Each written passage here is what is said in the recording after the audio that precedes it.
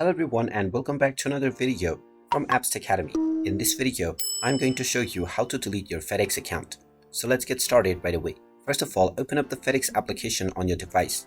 And if you haven't logged into your account already, go ahead and log in using your user ID or your email address and your password. Once you are logged in, you will be taken into your home page, from which if you wish to delete your account, tap on the menu icon at the top left corner and then click on Settings. Now from the Settings page, if you scroll down, you will see the Request to Delete Account option. Go ahead and tap on this and then tap on Continue to fill up the form to request your account deletion.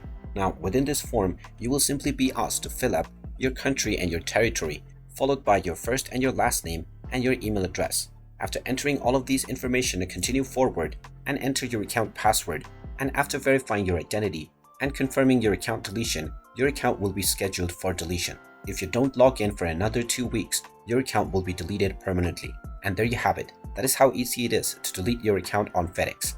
If you find this video helpful, make sure you hit that like button and subscribe to our channel if you haven't done so already. Also ring that notification bell to never miss another update from us. Thank you for watching, and I will see you again in the next video.